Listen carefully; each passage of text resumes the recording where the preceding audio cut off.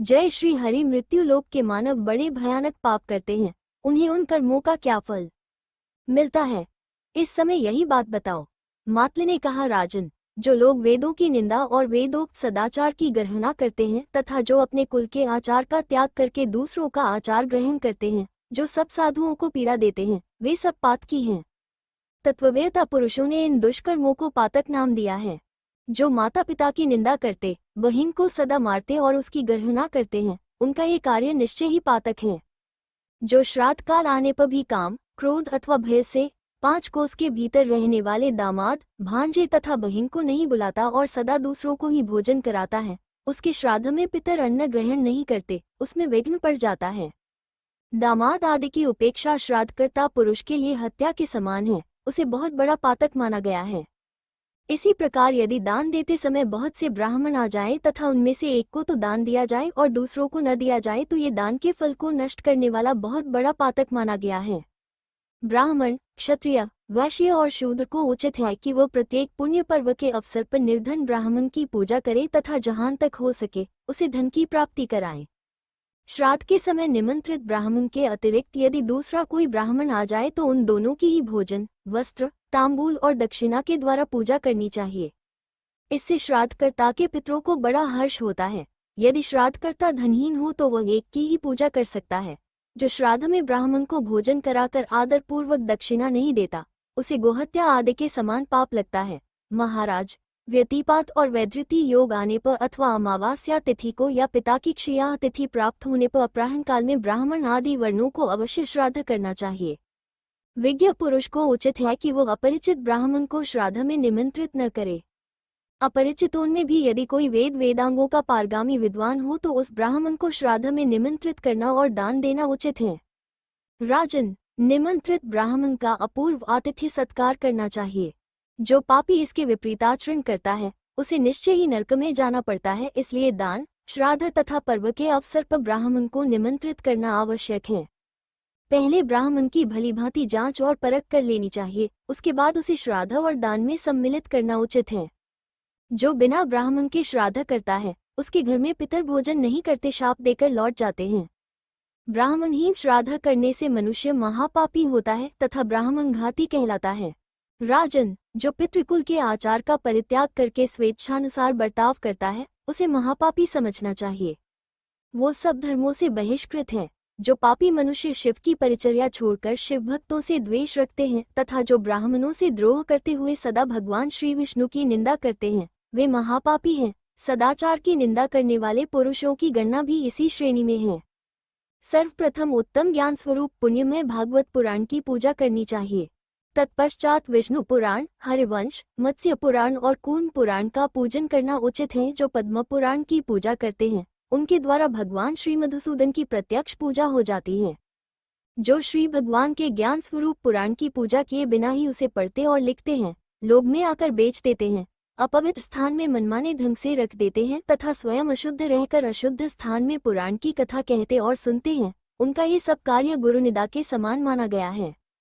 जो गुरु की पूजा किए बिना हो उनसे शास्त्र श्रवण करना चाहता है, गुरु की सेवा नहीं करता, उनकी विचार रखता है, उनकी बात का अभिनंदन नहीं करता, आज्ञा भंग करने का अपितु प्रतिवाद कर देता है, गुरु के कार्य की करने योग्य होने पर भी उपेक्षा करता है तथा जो गुरु को पीड़ित, असमर्थ, विदेश को और प्रस्थित और शत्रुओं द्वारा अपमानित देखकर भी उनका साथ छोड़ देता है, वह पापी तब तक कुंभीपाक नरक में निवास करता है जब तक कि 14 इंद्रों की आयु पूरी नहीं हो जाती।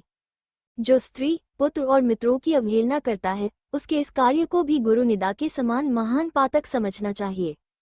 ब्राह्मण की हत्या करने वाला, सुवर्ण चुराने वाला, शराबी, गुरु की शैया पर सोने वाला तथा इनका सहयोगी, ये 5 प्रकार के मनुष्य महापात की माने गए हैं। जो क्रोध, द्वेष, भय अथवा लोभ से विशेषत ब्राह्मण के मर्म आदि का उच्छेद करता है, दरिद्र भिक्षुक ब्राह्मण को द्वार पर बुलाकर पीछे कोरा जवाब दे देता है, जो विद्या के अभिमान में आकर सभा में उदासीन भाव से बैठे हुए ब्राह्मणों को भी निस्तेज कर देता है तथा जो मिथ्या गुणों द्वारा अपने को जबरदस्ती ऊंचा सिद्ध करता है और गुरु को ही उपदेश करने लगता है, इन सबको ब्राह्मणघाती माना गया है। जिनका शरीर भूख और प्यास से पीड़ित है, जो अन्न खाना चाहते हैं, उनके कार्य में विघ्न खड़ा करने वाला मनुष्य भी ब्राह्मणघाती ही है। जो चुगलखोर, सब लोगों के दोष ढूंढने में तत्पर, सबको उद्वेग में डालने वाला और क्रूर है, तथा जो देवताओं, ब्राह्मणों और गौओं के निमित्त पहले की दी हुई भूमि को हर लेता है, उसे ब्रह्मपाती कहते हैं। दूसरों के द्वारा उपार्जित द्रव्य का और ब्राह्मण के धन का अपहरण भी ब्रह्महत्या के समान ही भारी पातक है।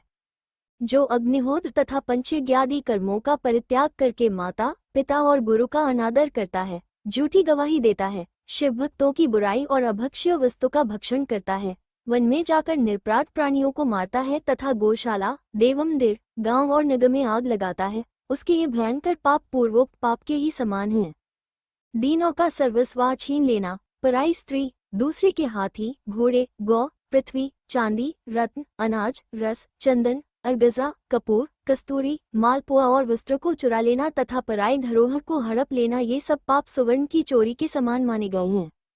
विवाह करने योग्य कन्या का योग्य वर के साथ विवाह न करना, पुत्र एवं मित्र की भार्याओं और अपनी बहनों के साथ समागम करना, कुमारी कन्या के साथ बलात्कार करना, अंत्य जाति की स्त्री का सेवन तथा सवर्णा स्त्री के साथ संभोग, ये पाप गुरु पत्नी गमन के समान बताए गए हैं। जो ब्राह्मण को धन देने की प्रतिज्ञा करके न तो उसे देता है और न फिर उसको याद ही रखता है, उसका ये कार्य उपपातकों की श्रेणी में रखा गया है। ब्राह्मण के धन का अपहरण, मर्यादा का उल्लंघन, अत्यंत मान, अधिक क्रोध, दंभ, कृतघ्नता, अत्यंत विषयासक्ति, कृपणता, शत्ता, मात्सर्य, परस्त्री गमन और साध्वी कन्या को कलंकित करना, परिविति तारांकन, परिव्यता तथा उसकी पत्नी, इनसे संपर्क रखना, इन्हें कन्या देना अथवा इनका यज्ञ कराना, धन के अभाव में पुत्र, मित्र और पत्नी का परित्याग करना, बिना किसी कारण के ही स्त्री को छोड़ देना, साधु और तपस्वियों की उपेक्षा करना, गौ, क्षत्रिय, वैश्य, स्त्री तथा शूद्रों के प्राण लेना, शिव मंदिर, वृक्ष और फुलवाड़ी को नष्ट करना, आश्रमवासियों को थोड़ा सा भी कष्ट पहुंचाना, भृत्य वर्ग को दुख देना, अन्न, वस्त्र और पशुओं की चोरी करना, जिनसे मांगना उचित नहीं है, ऐसे लोगों से याचना करना, यज्ञ, बगीचा, पोखरा, स्त्री और संतान का विक्रय करना, तीर्थयात्रा, उपवास, व्रत और शुभ कर्मों का फल बेचना, स्त्रियों के धन से जीविका चलाना, स्त्री द्वारा उपार्जित अन्न से जीवन निर्वाह करना तथा किसी के छिपे हुए अधर्म को लोगों के सामने खोलकर रख देना, इन सब पापों में जो लोग रचे पचे रहते हैं, जो दूसरों के दोष बताते, पराये छिद्र पर दृष्टि रखते, औरों का धन हड़पना चाहते और परस्त्रियों पर कुदृष्टि रखते हैं, इन सभी पापियों को गोघातक के तुल्य समझना चाहिए। जो मनुष्य झूठ बोलता, स्वामी, मित्र और गुरु से द्रोह रखता, माया रचता और शत्रुता करता है, जो स्त्री, पुत्र, मित्र, बालक, वृद्ध, दुर्बल मनुष्य, भृत्य, अतिथि और बंधुओं को भूखे छोड़ अकेले भोजन कर लेता है, जो अपने तो खूब मिठाई उड़ाते और दूसरों को अन्न भी नहीं देते, उन सबको पृथक पाकी समझना चाहिए। वेदज्ञ पुरुषों में उनकी बड़ी निंदा की गई है, जो स्वयं ही नियम लेकर फिर उन्हें छोड़ देते हैं, जिन्होंने दूसरों के साथ धोखा किया है, जो मदिरा पीने वालों से संसर्ग रखते और घाव एवं रोग से पीड़ित तथा भूख प्यास से व्याकुल गौ का यत्नपूर्वक पालन नहीं करते, वे गो हत्यारे माने गए हैं। उन्हें नरक की यातना भोगनी पड़ती है। जो सब प्रकार के पापों में डूबे रहते साधु, ब्राह्मण, गुरु और गौ को मारते तथा सन्मार्ग में स्थित निर्दोष स्त्री को पीटते हैं, जिनका सारा शरीर आलस्य से व्याप्त रहता है, अतएव जो बार बार सोया करते हैं, जो दुर्बल पशुओं को काम में लगाते, बलपूर्वक हाँकते, अधिक भार लादकर कष्ट देते और घायल होने पर भी उन्हें जोतते रहते हैं, जो दुरात्मा मनुष्य बैलों को बधिया करते हैं तथा गाय के बछड़ों को नाचते हैं, वे सभी महापापी हैं। उनके ये कार्य महापातकों के तुल्य हैं, जो भूख प्यास और परिश्रम से पीड़ित एवं आशा लगाकर घर पर आए हुए अतिथि का अनादर करते हैं, ये नरकगामी होते हैं। जो मूर्ख, अनाथ, विकल, दीन, बालक, वृद्ध और सुधातुर व्यक्ति पर दया नहीं करते, उन्हें नरक के समुद्र में गिरना पड़ता है। जो नीतिशास्त्र की आज्ञा का उल्लंघन करके प्रजा से मनमाना कर वसूल करते हैं और अकारण ही दंड देते हैं, उन्हें नरक में पकाया जाता है। जिस राजा के राज्य में प्रजा सूदखोरों, अधिकारियों और चोरों द्वारा पीड़ित होती है, उसे नरकों में पकना पड़ता है। जो ब्राह्मण अन्याय राजा से दान लेते हैं, उन्हें भी घोर नरकों में जाना पड़ता है। पापाचारी पुरवासियों का पाप राजा का ही समझा जाता है, अतः राजा को उस पाप से डरकर प्रजा को शासन में रखना चाहिए। जो राजा भली भांति विचार न करके, जो चोर नहीं है उसे भी चोर के समान दंड देता और चोर को भी साधु समझकर छोड़ देता है, वो नरक में जाता है। जो मनुष्य दूसरों के घी, तेल, मधु, गुड़, ईख, दूध, साग, दही, मूल, फल, घास, लकड़ी, फूल, पत्ती, कांसा, चांदी, जूता, छाता, बैलगाड़ी, पालकी, मुलायम आसन, तांबा, सीसा, गंगा, शंख, वंशी आदि बाजा, घर की सामग्री, ऊन, कपास, रेशम, रंग, पत्र आदि तथा महीन वस्त्र चुराते हैं या इसी तरह के दूसरे एलियों का अपहरण करते हैं, वे सदा नरक में पड़ते हैं। दूसरे की वस्तु थोड़ी हो या बहुत, जो उस पर ममता करके उसे चुराता है, वो निस्संदेह नरक में गिरता है। इस तरह के पाप करने वाले मनुष्य मृत्यु के पश्चात यमराज की आज्ञा से यमलोक में जाते हैं। यमराज के महाभयंकर दूत उन्हें ले जाते हैं। उस समय उनको बहुत दुख उठाना पड़ता है। देवता, मनुष्य तथा पशु पक्षी, इनमें से जो भी अधर्म में मन लगाते हैं, उनके शासक धर्मराज माने गए हैं। वे भांति भांति के भयानक दंड देकर पाप का भोग कराते हैं। विनय और सदाचार से युक्त मनुष्य यदि भूल से मलिन आचार में लिप्त हो जाया तो उनके लिए गुरु ही शासक माने गए हैं। वे कोई प्रायश्चित कराकर उनके पाप धो सकते हैं। ऐसे लोगों को यमराज के पास नहीं जाना पड़ता, पर स्त्री, लंपट, चोर तथा अन्यायपूर्ण बर्ताव करने वाले पुरुषों पर राजा का शासन होता है। राजा ही उनके दंड विधाता माने गए हैं। परंतु जो पाप छिपकर किए जाते हैं, उनके लिए धर्मराज वो दंड का निर्णय करते हैं। इसलिए अपने किए हुए पापों के लिए प्रायश्चित करना चाहिए, अन्यथा वे करोड़ों कल्पों में भी फल भोग कराए बिना नष्ट नहीं होते। मनुष्य मन, वाणी तथा शरीर से जो कर्म करता है, उसका फल उसे स्वयं भोगना पड़ता है। कर्मों के अनुसार उसकी सद्गति या अधोगति होती है। राजन, इस प्रकार संक्षेप से मैंने तुम्हें पाप के भेद बताए हैं। बोलो, अब और क्या सुनाऊं?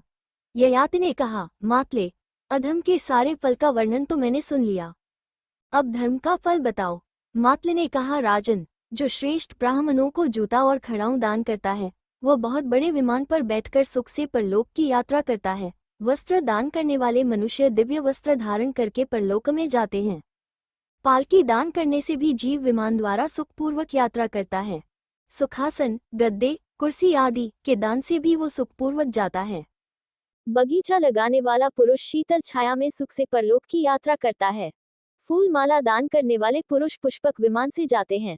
जो देवताओं के लिए मंदिर, सन्यासियों के लिए आश्रम तथा अनाथों और रोगियों के लिए घर बनवाते हैं, वे परलोक में उत्तम महलों के भीतर रहकर विहार करते हैं। जो देवता, अग्नि, गुरु, ब्राह्मण, माता और पिता की पूजा करता है तथा गुणवानों और दीनों को रहने के लिए घर देता है, वो सब कामनाओं को पूर्ण करने वाले ब्रह्मलोक को प्राप्त होता है। राजन, जिसने श्रद्धा के साथ ब्राह्मण को एक कौड़ी का भी दान किया है, वह स्वर्गलोक में देवताओं का अतिथि होता है तथा उसकी कीर्ति बढ़ती है। अतः श्रद्धापूर्वक दान देना चाहिए, उसका फल अवश्य होता है। अहिंसा, क्षमा, सत्य, लज्जा, श्रद्धा, इंद्रिय संयम, दान, यज्ञ, ध्यान और ज्ञान, ये धर्म के 10 साधन हैं। अन्न देने वाले को प्राणदाता कहा गया है, और जो प्राणदाता है वही सब कुछ देने वाला है। अतः अन्न दान करने से सब दानों का फल मिल जाता है। अन्न से पुष्ट होकर ही मनुष्य पुण्य का संचय करता है। अतः पुण्य का आधा अंश अन्नदाता को और आधा भाग पुण्यकर्ता को प्राप्त होता, इसमें तनिक भी संदेह नहीं है। धर्म, अर्थ, काम और मोक्ष का सबसे बड़ा साधन है शरीर, और शरीर स्थिर रहता है अन्न तथा जल से। अतः अन्न और जल ही सब पुरुषार्थों के साधन हैं। अन्न दान के समान दान न हुआ है, न होगा। जल तीनों लोकों का जीवन माना गया है। वो परम पवित्र, दिव्य, शुद्ध तथा सब रसों का आश्रय है। अन्न, पानी, घोड़ा, गौ, वस्त्र, शैया, सूत और आसन, इन 8 वस्तुओं का दान प्रेतलोक के लिए बहुत उत्तम है। इस प्रकार दान विशेष से मनुष्य धर्मराज के नगर में सुखपूर्वक जाता है। इसलिए धर्म का अनुष्ठान अवश्य करना चाहिए। राजन, जो लोग क्रूर कर्म करते और दान नहीं देते हैं, उन्हें नरक में दुसह दुख भोगना पड़ता है। दान करके मनुष्य अनुपम सुख भोगते हैं। जो एक दिन भी भक्तिपूर्वक भगवान शिव की पूजा करता है, वह भी शिवलोक को प्राप्त होता है। फिर जो अनेकों बार उनकी अर्चना कर चुका है, उसके लिए तो कहना ही क्या है। श्री विष्णु की भक्ति में तत्पर और श्री विष्णु के ध्यान में संलग्न रहने वाले वैष्णव वैकुंठ धाम में चक्रधारी भगवान श्री विष्णु के समीप जाते हैं। श्री विष्णु का उत्तम लोक श्री शंकर जी के निवास स्थान से ऊपर समझना चाहिए। वहाँ श्री विष्णु के ध्यान में तत्पर रहने वाले वैष्णव मनुष्य ही जाते हैं। मनुष्यों में श्रेष्ठ, सदाचारी, यज्ञ कराने वाले, सुनीतियुक्त और विद्वान ब्राह्मण ब्रह्मलोक को जाते हैं। युद्ध में उत्साहपूर्वक जाने वाले क्षत्रियों को इंद्रलोक की प्राप्ति होती है तथा अन्यान्य पुण्यकर्ता भी पुण्यलोकों में गमन करते हैं। प्रेम से बोलिए विष्णु भगवान की जय, लक्ष्मी माता की जय।